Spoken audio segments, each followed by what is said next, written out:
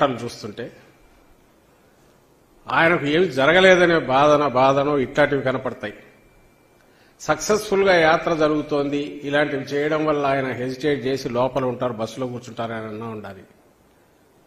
జనంలోకి రాకుండా ఆపగలమనన్నా ఉండాలి. ఏదో ఆలోచన, ఒక ప్లాన్ దీంతో జరిగింది.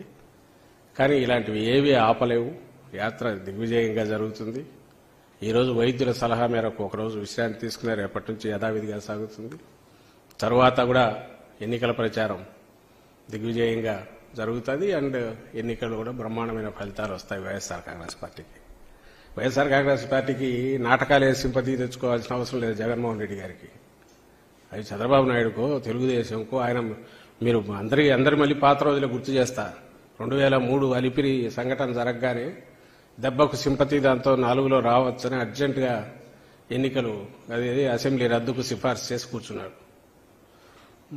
3 నెలలు ఒక చేతి కట్టుకొని రోజు బస్సుల్లో జనాన్ని తెచ్చి వాళ్ళందరి దగ్గర చాలా నిస్సహాయుడిలాగా ఇదిగా ఉన్నట్టు నిలబడి అప్పుడు చేశాడు. ఇవన్నీ చేశాడు చంద్రబాబు నాయుడు. కానీ ఆ ఫలితం ఏం రాలా. ఎందుకంటే ఆయన క్యారెక్టర్ అందరికీ తెలుసు. ఇంకోటి నేను సీరియస్గా చెప్తున్నాను, Chandrababu Naidu school of thought, ఆయన సిద్ధాంతంలోని, ఆయన రాజకీయ సిద్ధాంతం దాంట్లోనే ద్వేషం పెంచడం, అలజడి సృష్టించడం, రెచ్చగొట్టడం,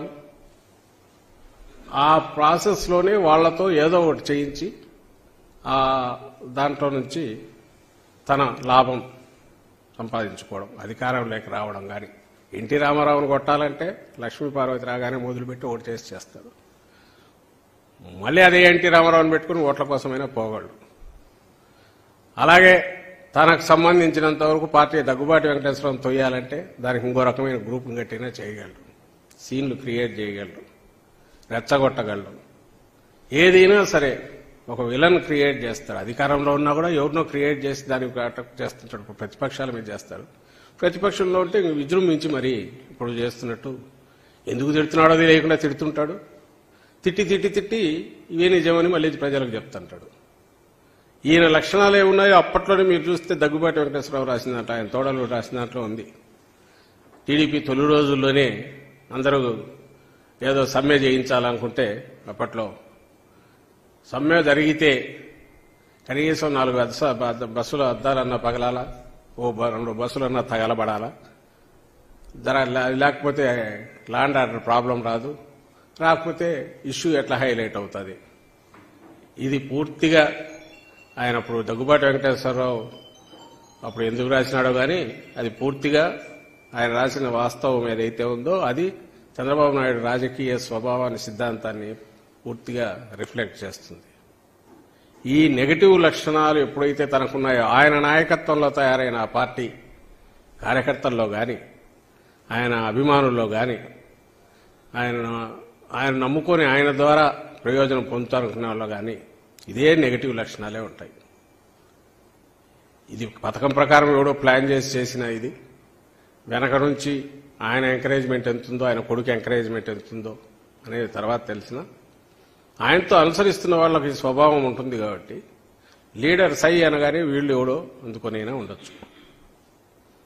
నేను ఇంతగా ఎందుకు చెప్తున్నానంటే ఈ జరిగిన దానికి సంబంధించినంతవరకు బాధ్యత ఏదైనా ఉంటే ఆ పార్టీ వాళ్ళదే ఉంటుంది. మిగిలింది దర్యాప్తులు తేలితే బయటికి రాక తప్పదు. ఎవరు దోషులో, వాళ్ళ వెనక ఎవరు ఉన్నారనేది ఖచ్చితంగా బయటకు వస్తుందని ఆశిస్తున్నాం. కానీ ఇలాంటి చిన్న వాటికి కానీ వీటికి బెదిరో లేకుంటే జంకి వెనక్కు తగ్గడం కానీ వైఎస్ఆర్ కాంగ్రెస్ పార్టీలో లేదు.